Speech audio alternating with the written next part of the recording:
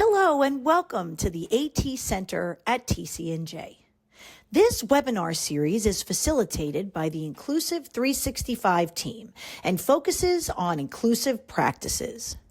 The Inclusive 365 team specializes in helping organizations create more inclusive educational environments.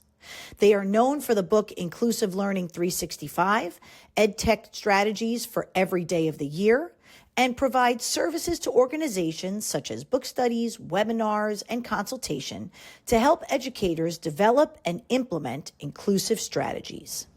The team consists of 4 professionals: Christopher Bouguet, Karen Jankowski, Beth Poss, and Mike Murata. Join them as they introduce practical strategies you can implement immediately in your environments to promote inclusive practices. This is Module 1, Inclusive Mindset. These webinars are made possible through our partnership with the New Jersey Department of Education Office of Special Education. The statements issued by guest presenters do not reflect the stance of the NJDOE OSC.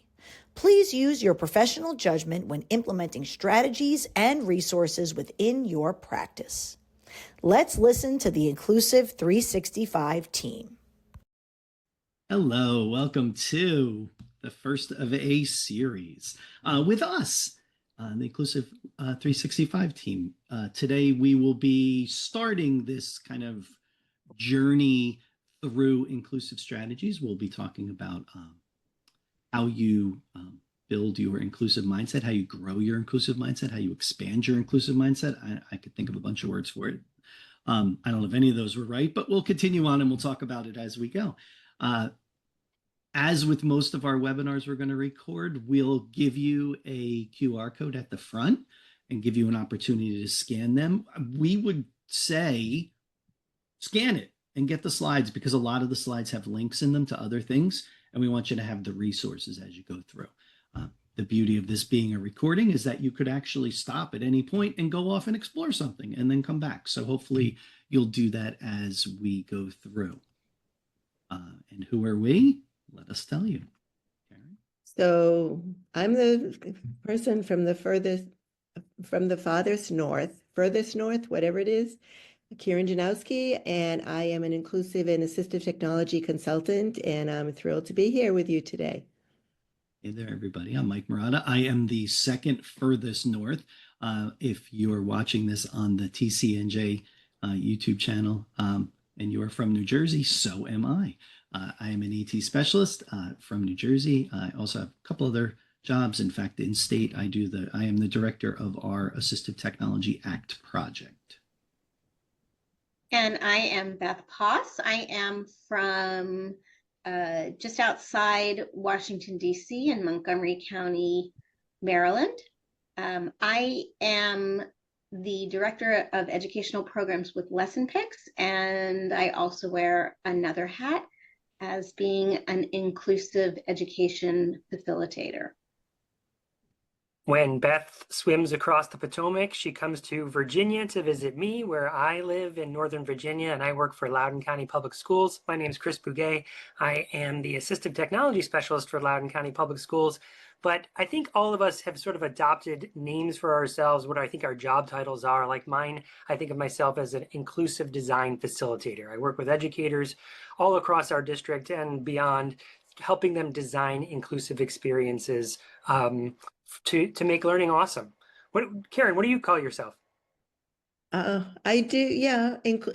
My name changes all the time, but definitely inclusive technology, assistive technology consultant, facilitator, zealot, you name it. We are trying to change the world, right, guys? That's right. That's right. Awesome. And how do we change the world? With our couple things. Chris, you want to tell everybody about our Yeah, so we've things? known each other for a long time, but one of the big projects that we've worked on together, besides doing, presentations, is a book that was published by the International Society for Technology and Education called Inclusive Learning 365. That's why we call ourselves Inclusive 365. So you can go check out that book. The book is set up in a way where there's a section at the beginning about developing your inclusive mindset, very similar to this series that we're doing of videos. But then afterwards, the book is broken up into sections, and each section has strategies, and those strategies are 1 page per strategy. The idea is that you could read 1 page a day, and you would, by the end of the year, you'd have read the entire book. So that's one of our publications. The newest one, most recently off the shelf at this time during this recording, is called our Tips to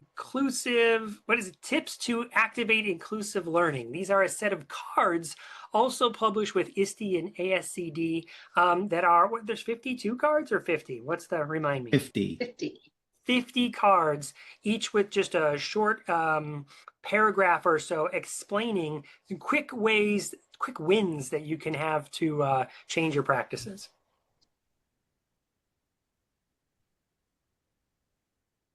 So like I said, this is going to be a 9-part series. The first one, this video that you're watching, is about inclusive mindset. But then afterwards, we go through all the different sections of the book. Will there be a webinar per section of the book? So we'll wrap that up at the end of this video, explaining to you what comes next. So like I said, this first video is all about inclusive mindset. The idea is when we're working with educators and we're thinking about how do we adopt inclusive practices, it's really hard to do if your mind isn't in the right frame of mind. And so that's what this video is meant to be. It's about to help you reflect on your own practices, help you think about how you can help other people reflect on their practices so that we develop a mindset that works for everybody. So let's talk a little bit about what we mean about inclusion. So you may be familiar with the idea of accessibility, being able to provide access to resources, perhaps for an individual with disabilities that requires access through their IEP. Now, accessibility provides a means to dance, but inclusion is what gets everybody in the party, right? Accessibility is critical, but without inclusion, I would ask, what difference does accessibility make if we are not able to be with everybody else that is hanging out and dancing together? So we need both. And a way to do that is really what we're going to talk about today, is how we can develop an inclusive mindset. And this is a quote from our book: "Adopting an inclusive mindset is a necessary prerequisite before one can design educational experiences that can meet all learners' needs." And so while accessibility, again, is important, we've got to attack it with that inclusive mindset so that everybody is a part of our educational experiences. So think about the words that you use every day. And because one of the things that we encourage people to do is reflect on your vocabulary, because inclusive vocabulary is a really important part of adopting and demonstrating that inclusive mindset. So we've got some words on the left that are traditional model words, and then what we're hoping you will help adopt and use more of this inclusive vocabulary. So think about this. When you're talking about the learners with whom you work, sometimes we hear phrases like, oh, those are your kids, or those are the SPED kids, or even one that we really shudder about, those kids. So inclusively, we're thinking they're all our kids. They're our kids. There's no distinction. When we think about ELL students, let's talk about multilingual learners instead. Again, a more inclusive vocabulary term. Now, TWADI, we use that as an acronym, and I hope that you can guess what it means. It's really all about, we hear this again, well, that's the way we've always done it. It's worked. It's fine. We encourage you to reimagine instead. And again, when we think about, especially our learners on the autism spectrum, we think about, oh, they have perseverations, they're obsessed, but again, reimagining the language and using inclusive language. We're thinking instead that these are their strengths, these are their fascinations. These are tools that we can use, a way that we can help them learn what we're, learn the instruction, learn the curriculum around their strengths and fascinations. We also think, and even some of you right now might be watching this and maybe a little bit off task, and that's to be expected. But again, being able to re-engage is really the important part. And weaknesses, no, they're not weaknesses. They are learning variabilities. And finally, one of my favorites, let's get rid of the word accommodations, right, guys?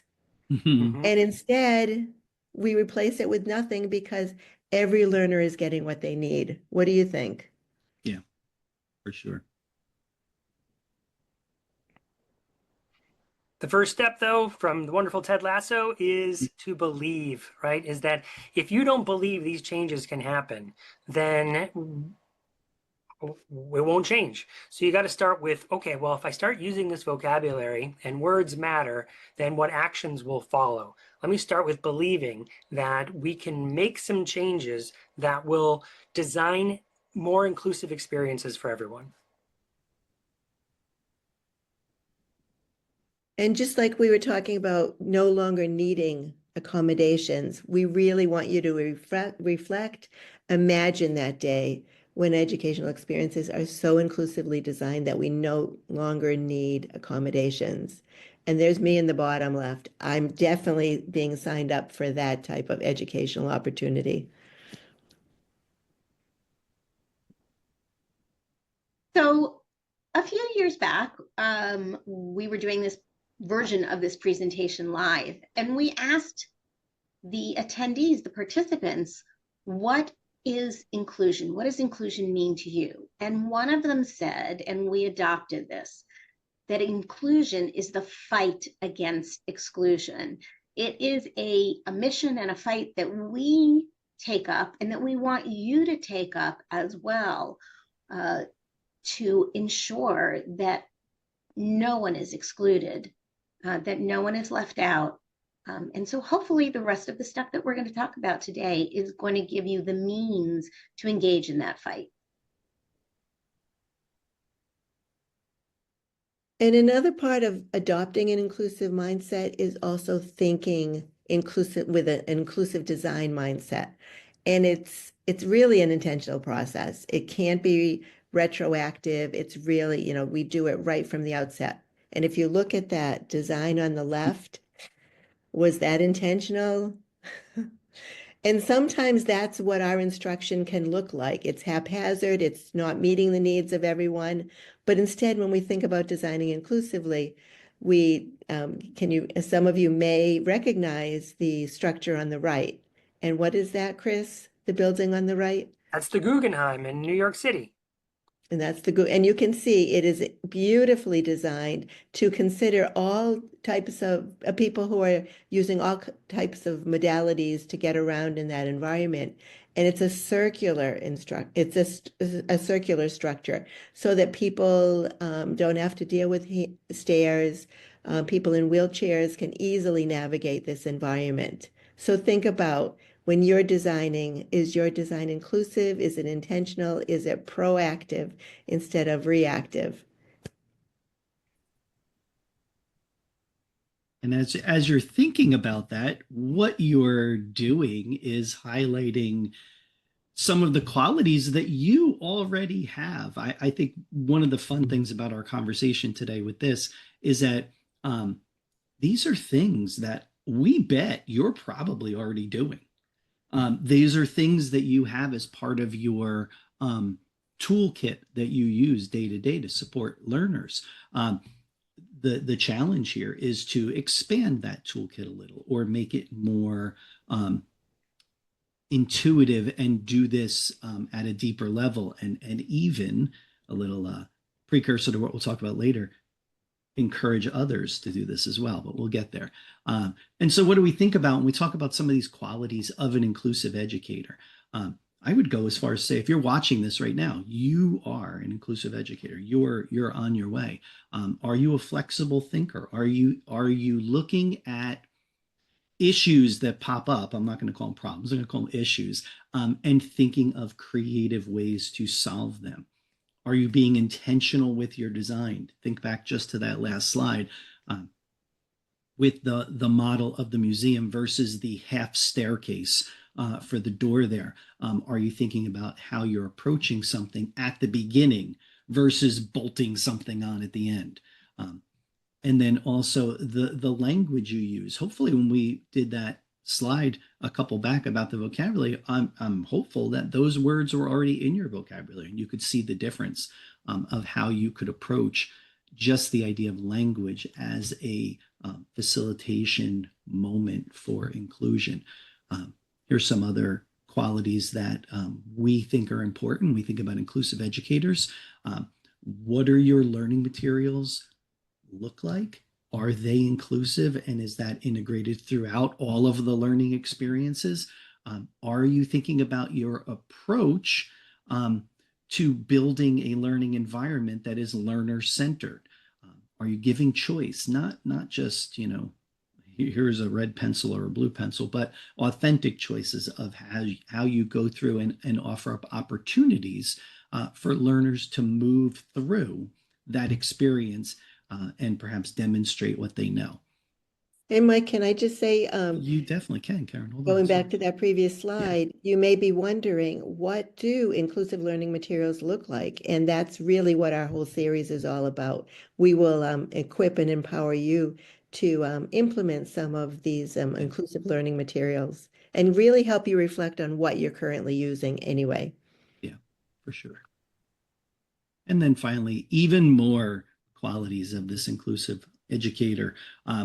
Are you looking to constantly improve your own practice? Again, you're here, so yes, I think you are. Are you modeling this love of lifelong learning? And are you curious and reflective? Some of those other pieces that we looked at, in especially the things like the Ted Lasso slide makes me think of curious and reflective for sure. But thinking about that again, if you're participating in this experience and learning these pieces from us, and you're willing to go through this 9-step process with us as we go through all the sections of the book, you are certainly modeling your love of lifelong learning. And we do appreciate that. I think we all would consider ourselves lifelong learners. Even before we started talking this morning, we were talking about something. We went off on a little tangent about something that we had heard at a conference a couple of weeks ago, and we went off to explore it. So we're constantly doing that. I'm going to add one thing about that curious and reflective. Throughout this video and the videos that you're going to watch as a part of this series, we're going to be asking you reflective questions. While we can't interact in real time with you over those reflective questions, we really want you to stop and pause the video if you need to, and consider the answers that you come up with to those reflective questions.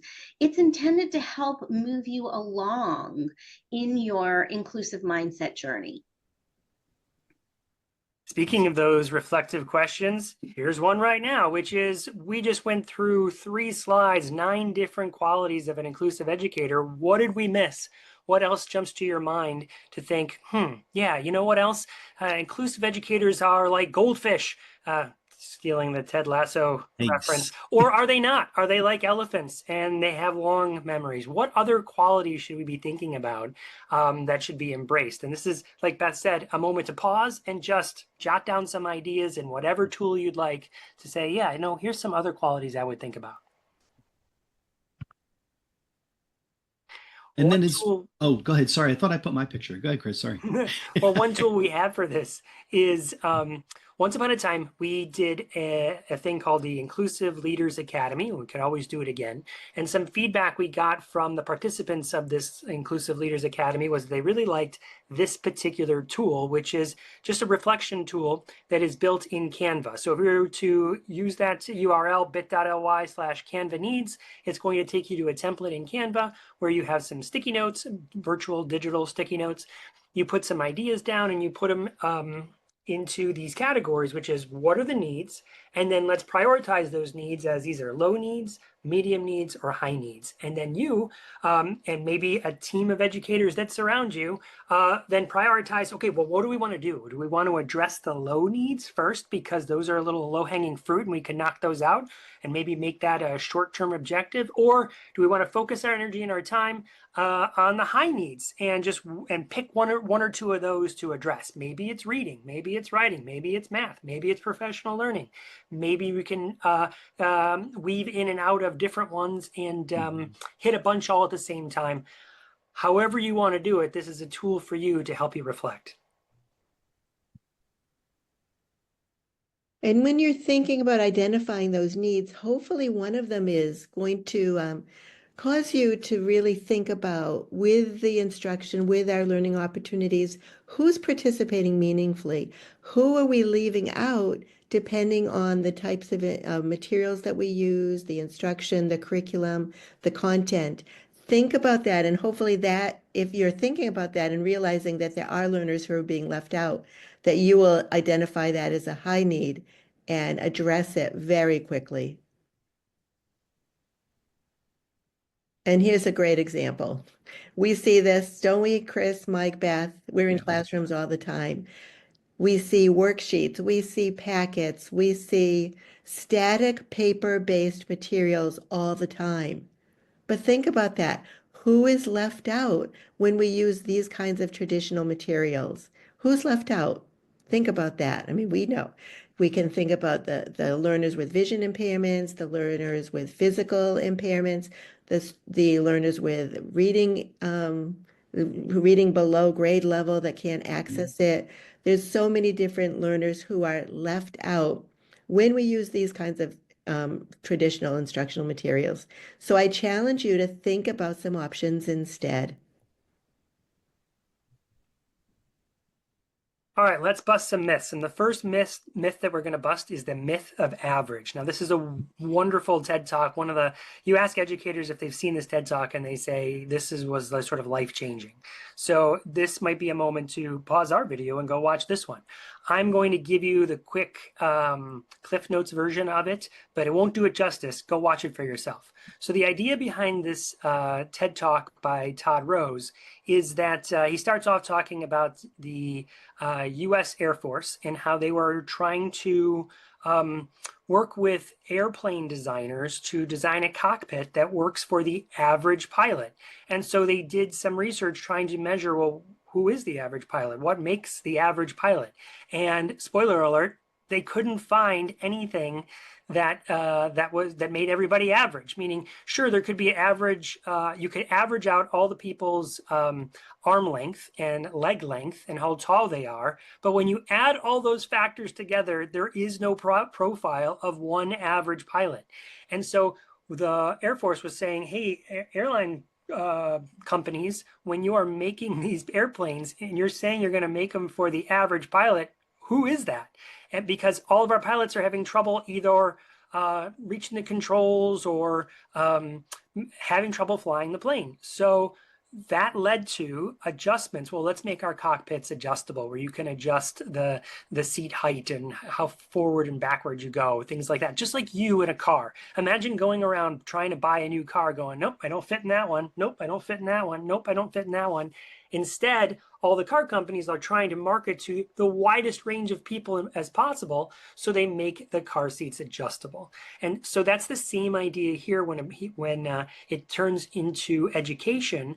Todd makes the analogy that, well, our classrooms are built with sort of a one-size-fits-all sort of model. Look at this classroom with desks that are all the same size. Look at the instruction that everybody gets the same worksheet and everyone has to do the exact same thing, all built on the notion that there's some sort of average student when there is no average student. In fact, that's why Karen mentioned this term earlier of learner variability. Well, let's embrace the fact that there is no average. So that's the first myth to bust, is that there is no average student. Let's design for everybody without thinking of some mythical average person.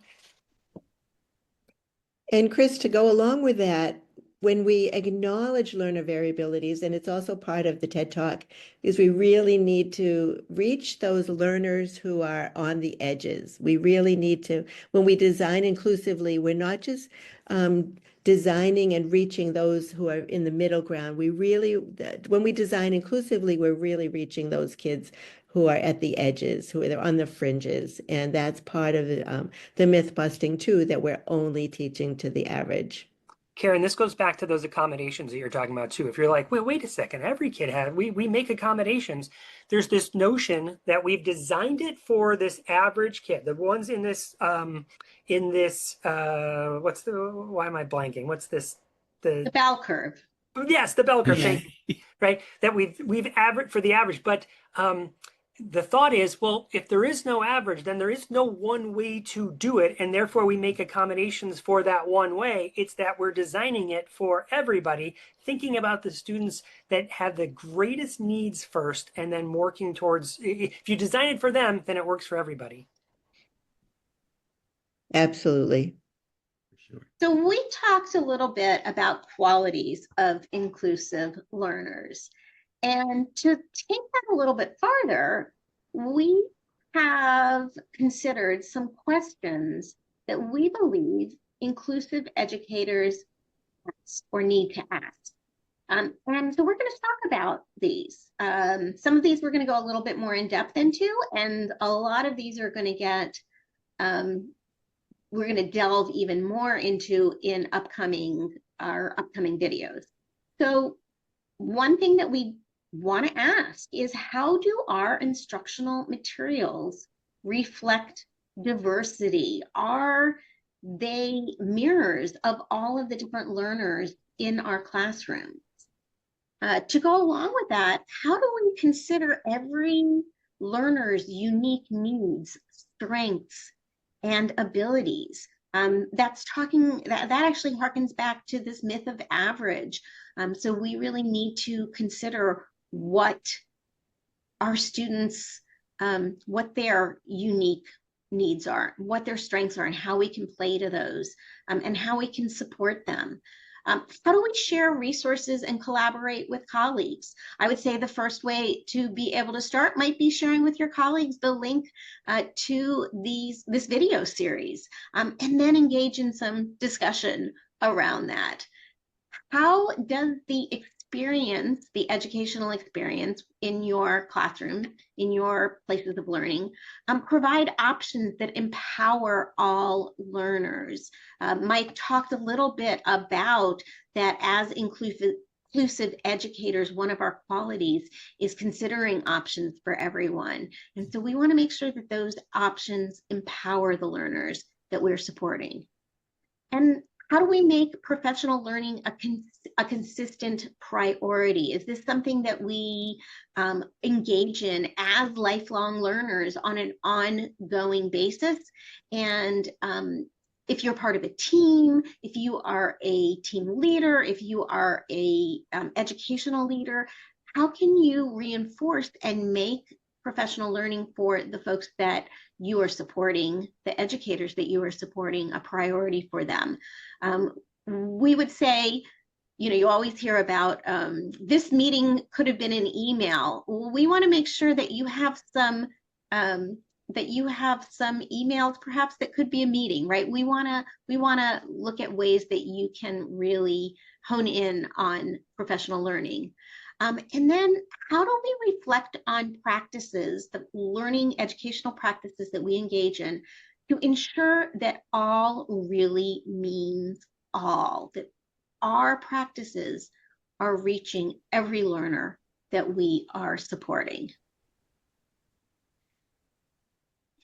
So we're going to just answer a couple of these questions or give some resources for being able to consider these questions. And so how do our instructional materials reflect diversity? And what I would say is, look at the resources that you're using. Do the images, the descriptions, the names, etc., do they reflect the diversity of your learners? And then beyond that, the world at large. Can you see disability represented? Can you see individuals from different backgrounds represented?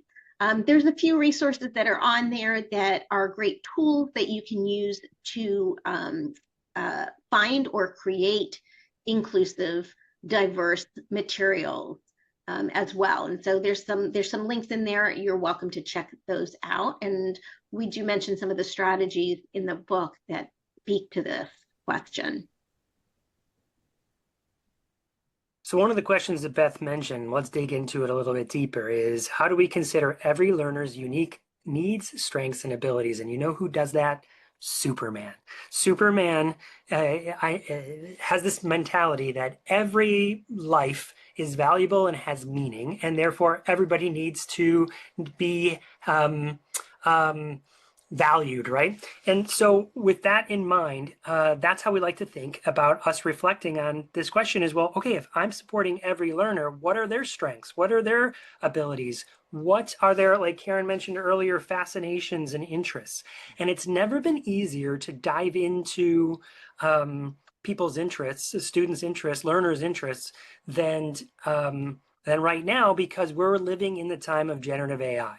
So once upon a time, you'd hear from teachers saying, well, how do I dive into everybody's interests? I got a classroom of 28 kids and I got to know all of them and make adjustments for all of them. I can't do that. That's why I'm going to rather sort of make stuff for this mythical average person. Mhm. But now we have these tools, and we'll be digging into them later on into the webinar series, that will help us create this diverse set of materials that do lean into people's interests and lean into their abilities and lean into their strengths, rather than just create something and force them to do it, even though they're not interested in doing it. And another option too, like Chris mentioned, yes, generative AI is certainly making this easier to really design instruction that does include all. But there's another online resource that we really want you to know about called the Learning Variability Navigator. And the link is included in the slide. Another reason why we hope that you open up the slide presentation, because we've embedded a lot of resources within this. But this is an incredible tool that's based on, we talked about Todd Rose's book, his TED Talk. He's also written a book, The End of Average. And so this resource is based on that whole approach, helping you to identify learners' strengths and interests and unique needs, and then coming up with strategies around math, around literacy, around different parts of the curriculum. And it's an excellent tool that it's all research-based. We can't recommend it enough as another resource to explore to help you design inclusively and adopt that. Make it easier to adopt that inclusive mindset. And then one of the other ones we talked about was thinking about the experiences that you're providing to your learners. Are you baking into that experience options that allow them, empower them, give them opportunities for success throughout?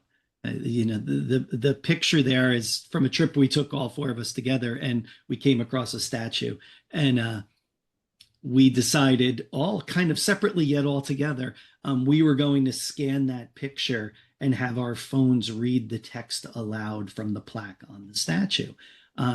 And so we look how empowered we are, just jumping right in there. But the idea is, are you creating an environment that welcomes that allows opportunities for that the student is feeling like, oh, I can approach this in a way that works for me, versus, oh, I have to do it in this very narrow band of what my teacher thinks I should be doing here. And so this really key here. And, a lot of this, and even this picture of this with technology, people will sometimes say to us, well, I don't have a lot of technology in my room, or I don't know what to do with this technology in my room. The technology is there. We have more tech in our classrooms than ever before. Are we providing ways to see that technology used to help those learners be as successful as they can be, versus no, we're just going to do it this one way. And so really thinking about our experiences we provide and create for our learners is key. I'm going to add one thing onto Ooh, that. sure, hold on. Chris, There you go. Karen, Mike, and I, we all have the ability to read the text that was on that statue. Yeah. It was dark, like right? It's metal on metal. It was dark. It was a little, there was a lot of text there. We were empowered though, because of those words, empower every learner. We were empowered to take the tools and resources that we had available to us and use those tools to make the choice to read that text, experience that text the way that we wanted to. And so when we say empower every learner, and I'm going to harken back to the imagine a world with no accommodations needed, if we can empower every learner with the tools and resources that we have available around us, then every learner gets to make the choice as to what is the best way for them to engage in the instruction that you're providing. Do I mention the elephant in the room about the new cell phone policies that different states are imposing? That's going to limit some of it's going to take away the empowerment for some of our learners. So we'll have to be creative, right? And think about what tools do we have in classrooms, right? Are there other resources that are not personal cell phones that we can put into classrooms so that students are still empowered? Karen and Beth, just to reflect on that for a second, because I can imagine people listening to this going, what do you mean? In my school district, students with disabilities can have an accommodation where they can use their cell phone. And we will tell you that working with kids with disabilities, that if no one else in the room has the ability to rip out their cell phone and use it, then very likely they're not going to do that either. They want to use the same tools that everybody else has access to, which is why, to Beth's point, let's provide tools that are options for everybody.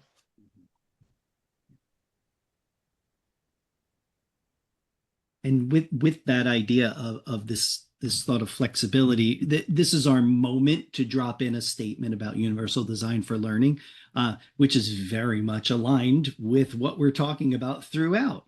This idea of flexibility of supports, options for supports, both for the way information is shared with someone, the way that they demonstrate their knowledge and expertise, and then these options that are there for engagement. So again, CAST is the organization that talks about universal design for learning. They have their new Universal Design 3.0 guidelines that are out, if you're interested. And the new guidelines have taken a shift,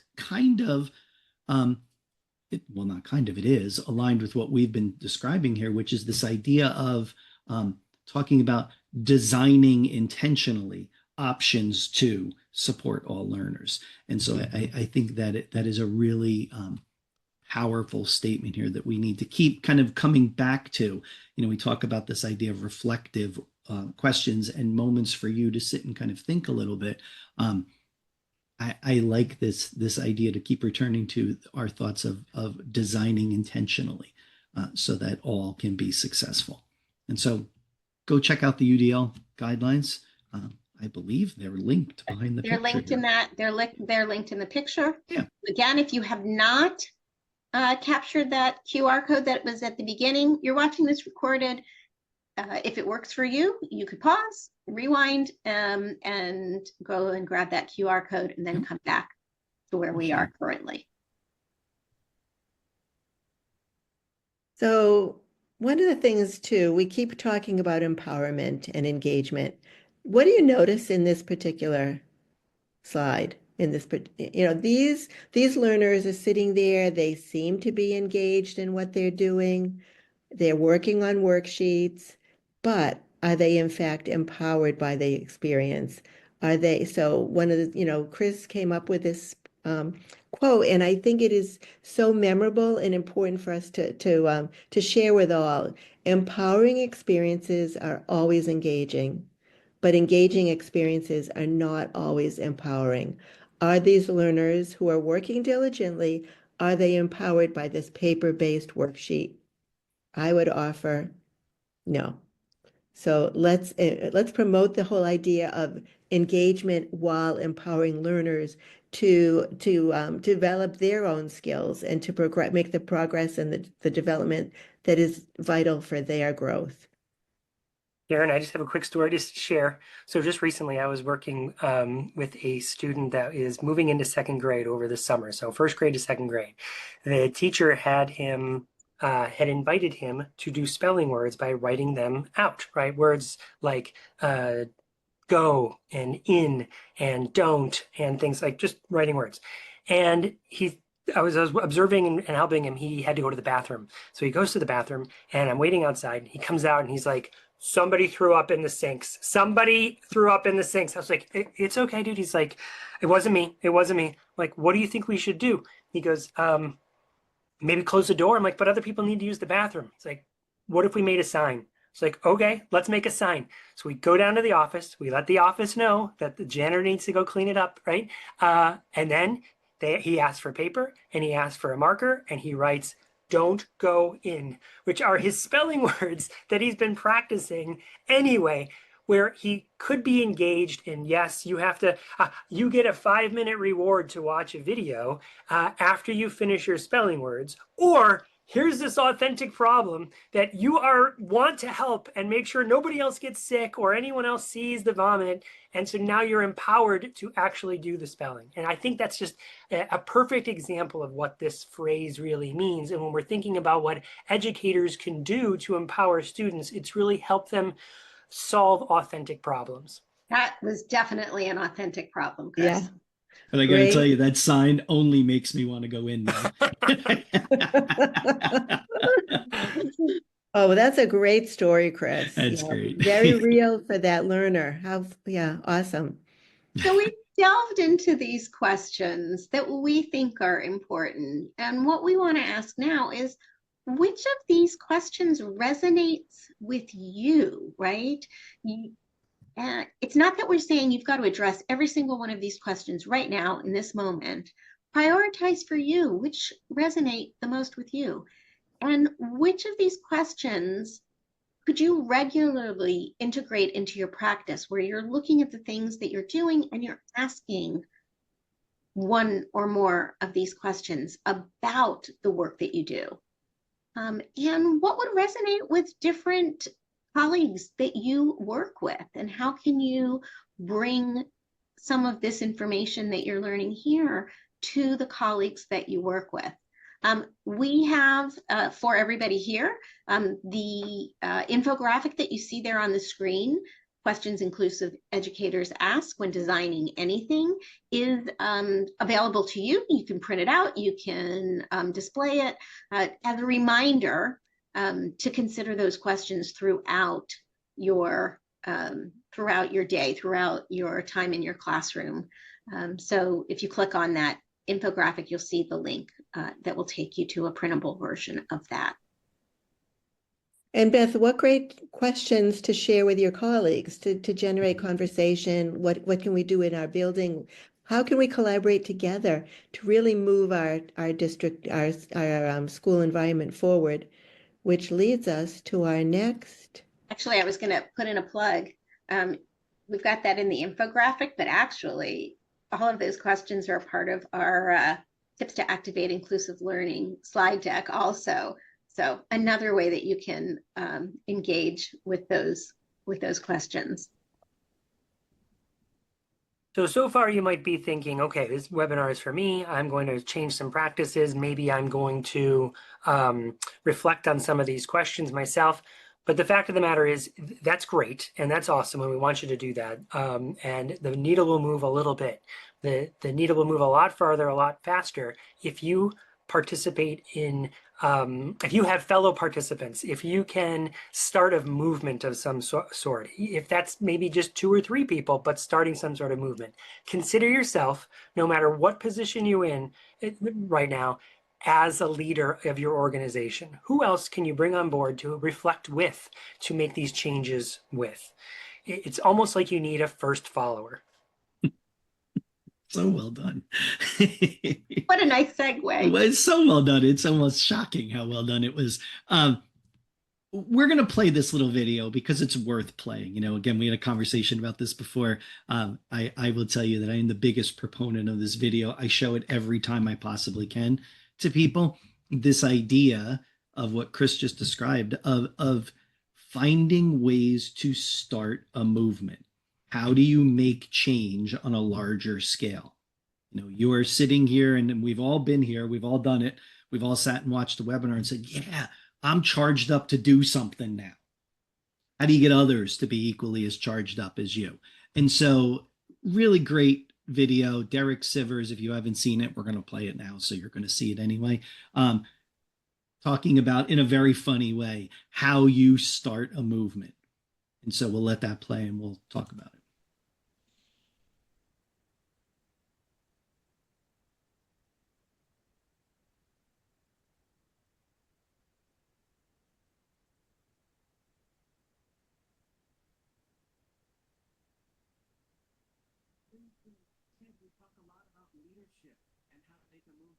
Mike, the volume is not, we're not hearing the volume on the video. Of course, you know, a leader needs the guts to stand out and be ridiculed.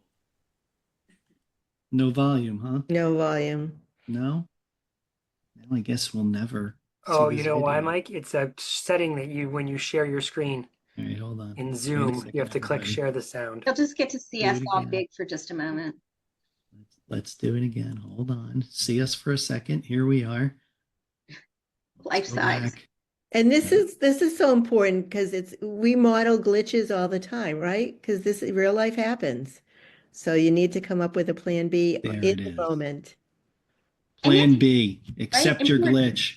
Yep, exactly. And let students see you fail, right? They feel better about themselves when the people that they look up to don't get it perfect every time also. Or edit it out and it's going to look seamless when you all see it. No, it's not, because we're not going to edit it. We're Not just gonna going to edit put this up. Here we go. Let's try round 2. How to start a movement.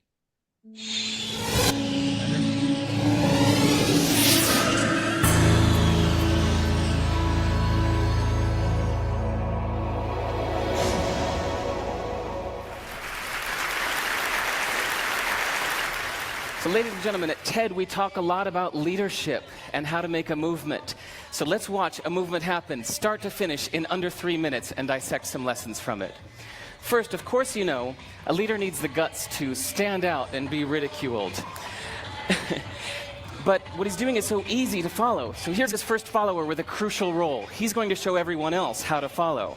Now notice that the leader embraces him as an equal. So now it's not about the leader anymore, it's about them, plural. Now there he is calling to his friends. Now if you notice that the first follower is actually an underestimated form of leadership in itself. It takes guts to stand out like that. The first follower is what transforms a lone nut into a leader.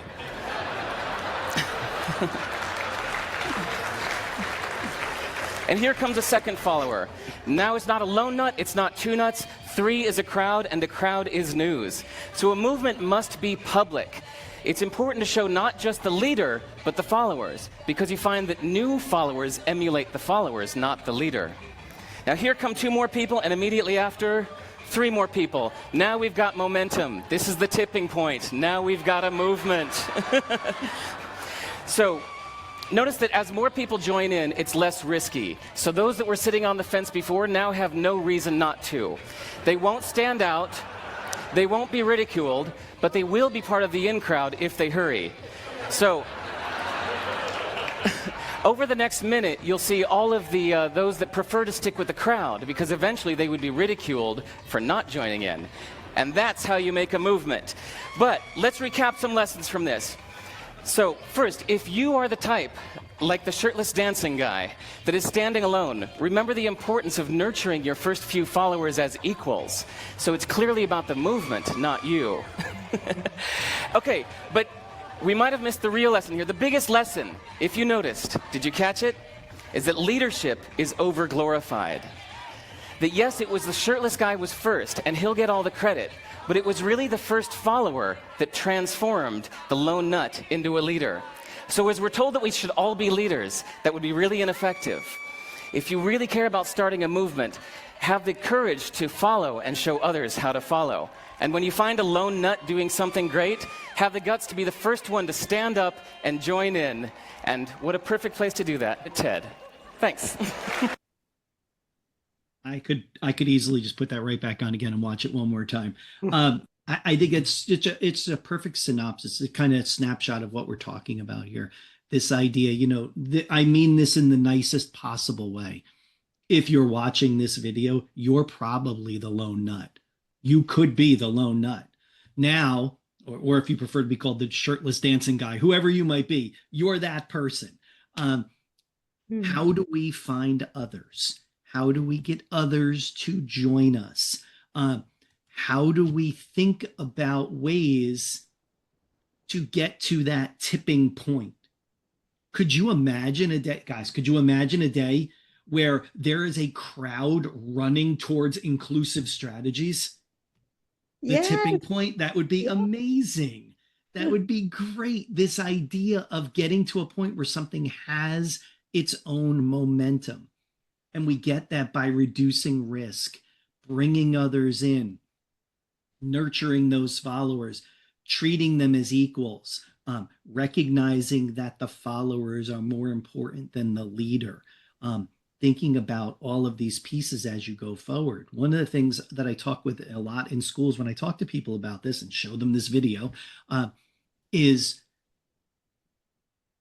there a way for you to join another movement as a follower to forward your movement? So you become a follower to someone, invest in their movement, and they inherently will invest in yours as well. I've done this multiple times where I just show up to something in a school, a tech committee. And they're like, well, what are you doing? I'm assistive tech, and I work with the students on creative uses of tech, and I wanted to be part of your meeting to learn what you all do. And then actively participate in their meeting, and inherently they're like, so what do you do again? And now they're interested in my movement as well. Find opportunities to bring movements together to further your cause. But this is a really great way. There's a lot in those 3 minutes there that we can push forward with this idea. Like, that's a very clever strategy to get infiltrate somebody else. Yeah, very clever, intentional strategy. Well done. Yeah, thank you, Karen. I appreciate it. What do they say, Karen? You show up with a clipboard and no one ever says anything, right? You just like, oh, that guy's probably supposed to be here. I don't know. That's cool. But think about that as you go forward and think about this movement, because I'm imagining at the end of this webinar, or as you move through the others that we've done, at some point, you're going to have kind of a stare up into the sky moment. Like, how do I get others to join this? Start thinking about that and actively exploring ways to pull people in, even if it's small ways at first, and then grow as you go forward. So love that video. Derek Sivers, How to Start a Movement. So this webinar is riddled with questions to help you adopt inclusive mindset and how to bring other people along, just like Mike was just talking about, right? So here we are towards the end of of this video, and we want to set you up for thinking about other strategies and where we move forward for the rest of this series of videos. With the keeping in mind that periodically coming back and reflecting on all of these questions to help other people, help yourself and others adopt a more inclusive mindset. When I mention the word strategies, what do I really mean by that? What do we really mean by that? We had to answer ourselves that question when we sat down to write the Inclusive Learning 365 EdTech Strategies for Every Day of the Year book. At the time when we first went to write it, we were using terms like the features of technology and the functions of technology and strategies and interventions, and all these words just were sort of in a soup together, sort of all meaning the same thing. But what do we really mean by the word strategies? And the idea was, what we landed on was strategies start with actions. You'll see in the book that every strategy, all 366 of them, start with an action verb. So what sort of change are we going to make by implementing some sort of action? That's what we mean by a strategy. And then a tool is some sort of item, some sort of software, hardware, tech, something that you would use to help you implement that strategy. As we move forward through the series of videos, you're going to find that we emphasize the strategy. Tools come and go, they change. You might have access to some tools that someone else watching this video doesn't have access to. There's lots of different tools that can be used to implement the strategy, whatever that strategy might be. And so you're going to see that's the sort of setup for the rest of the videos, is that it's strategy first, strategies to help you learn to read, strategies to talk about writing, strategies to help you with STEAM and so on and so forth, with tools coming in second to support them. And in fact, when you go back to the slide earlier, Mike, don't do it, but just if you people rewind and think about the one Beth was talking about, reflecting on the materials you use, you'll note that slide is how we set it up, that there's a strategy that starts with an action, and then there are tools underneath to help you meet that strategy or implement that strategy. And so I've been mentioning it now here a bunch of times. The upcoming videos, the next one in the series is about cross content, and then we'll move on through the rest. Of course, you don't have to follow them in any particular order once they're all out. You can jump around to the ones that meet your needs, but we'll have them all there for you. They're all about similar length. And we hope you enjoy the webinar series because learners are counting on you. For sure. So So we're just really grateful that you joined us today, and we hope that we are equipping and empowering you to think about designing inclusively and adopting an inclusive mindset and being that lone nut who makes the difference in your own districts. Thank you so much, and we'll see you next time. Thank you for joining us. Are you a New Jersey educator looking for support or professional development tailored to your district's AT needs? We offer free, customized training and coaching for NJ teachers, paraprofessionals, and families. From hands-on workshops to individual classroom support and small group facilitation, we're here to help. Visit us at atcenter.tcnj.edu to learn more. Have a question? Contact us at atcenter@tcnj.edu. Please like this video, leave a comment, and subscribe for more content on all things assistive technology.